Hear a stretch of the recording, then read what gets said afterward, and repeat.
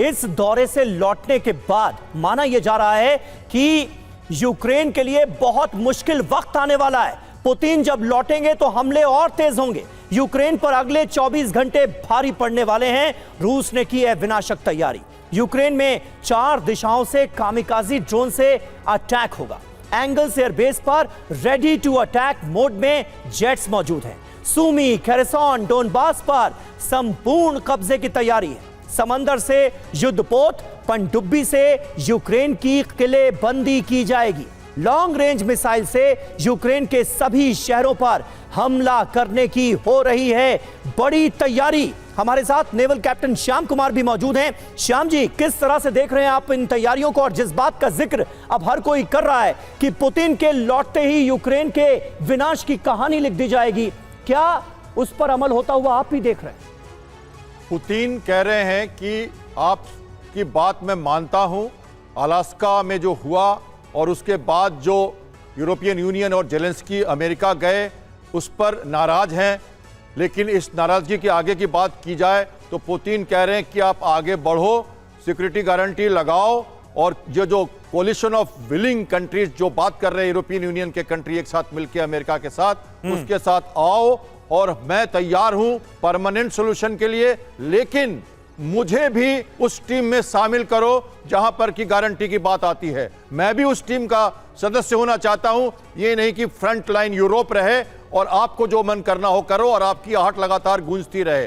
तो ये उसी का प्रिक्लूड है। उसी के पहले ये भीषण पोस्चरिंग, मसल फ्लेक्सिंग और ये मनोबल तोड़ने की तैयारी। तो पुतिन बहुत शातिर खिलाड़ी हैं, उनको पता है कब किधर क्या करना है। उन्होंने अपना मनोबल बढ़ा लिया है, अपना वर्चस्व कायम किया चाइना जाके एससीओ मीट में, और उन्होंने अपनी ह्यूमैनिटेरियन जो ग्राउंड से कि मैं तो हमेशा से चाहता हूं कि युद्ध ना हो। क्यों हुआ था युद्ध, ये भी उन्होंने कहा अपने स्टेटमेंट में। वहां पे कूप होने वाली थी, वहां पे नाटो जबरदस्ती प्रवोक कर रहा था ये इसको लगातार क्रीमिया के पहले से, और बहुत रेस्ट्रेंट से 20 साल की नौकरी की है पुतिन ने रशिया की। चुपचाप देखते रहे वो। तो ये 91 से चल रहा है कहानी। उन्होंने एटॉमिक सारे उनके वेपन्स को खत्म किया और तब से बिल्कुल। और श्याम कुमार सर, आपने बड़ी सही बात की, और ऐसा लग रहा मेन जो कंटेंशन पॉइंट रहा, ऐसा लग रहा है कि बात बनते बनते बिगड़ गई सिर्फ सिक्योरिटी गारंटी, सुरक्षा गारंटी को लेकर। तो आप देखिए, देर रात यूक्रेन पर हुआ है भीषण हमला भी। यूक्रेन पर 150 से ज्यादा ड्रोन से अटैक किया गया। यूक्रेन के कई इलाकों में रॉकेट अटैक हुआ। ये देखिए आप, जेलेंस्की ने कहा अब तो रूस ने सारी हदें पार कर दी है। जाहिर सी बात है कि ये सब कुछ देखकर डोनाल्ड ट्रंप भी हैरान होंगे कि उन्होंने 15 अगस्त की अलास्का वार्ता की, इतनी मेहनत की, वॉशिंगटन में जेलेंस्की को बुलाया, यूरोपीय नेता वहां पर पहुंचे, लेकिन उसका हश्र हो क्या रहा है? तो आप देखिए, ऐसा लग रहा है कि और ज्यादा विध्वंसक और डेडली फेज में जो यूक्रेन वॉर है वो एंटर कर चुकी है। यूक्रेन में तबाही की रात क्यों साबित हुई? क्योंकि 12 घंटे में 150 से ज्यादा एक साथ ड्रोन अटैक हुए। 50 से ज्यादा रॉकेट से कई शहरों को दहला दिया है रूस ने। राजधानी कीव पर 12 से ज्यादा मिसाइल अटैक किए गए। सूमी, खेरसॉन में मेलारेस आर्टिलरी अटैक किया गया। डोनबास के कई इलाकों में गन फाइट आमने सामने की हो रही है। 24 घंटे में 1200 से ज्यादा यूक्रेनी सैनिकों की मौत हुई है। क्या लग रहा है आपको ब्रजेश कुमार सर कि अब तो ऐसा लग रहा है कि जो कर सकते थे डोनाल्ड ट्रंप वो कर लिया, और अब फिर से बोल रहे हैं मैं जो हो रहा है युद्ध के मैदान में, वॉर जोन में, उससे बहुत निराश हुआ पुतिन से। अब आपको लग रहा है कि सब कुछ डोनाल्ड ट्रंप के हाथ से फिसल गया है और यह युद्ध और ज्यादा डेडली फेज में एंटर कर चुका है? करुणा, ऐसा नहीं है।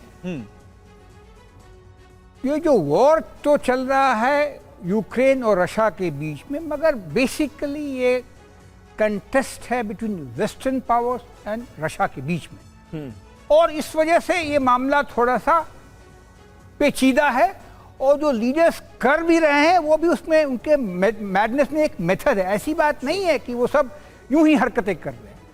मेरा ये मानना है 2 चीज़ों पे जो संधि जो है वो नहीं हो पा रही है, उसके प्रेल्यूड ये देता हूँ जी।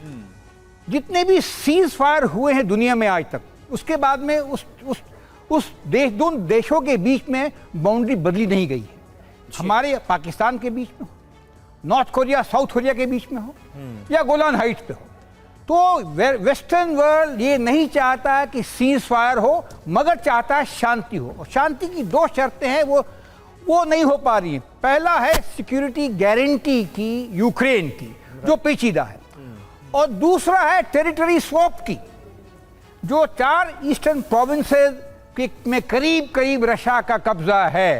वो चाहते हैं कि नॉर्दर्न 2 जो हैं वो रशिया के पास जाए और सदर्न 2 है ज़ापोरिजिया और ये इनके पास में आए।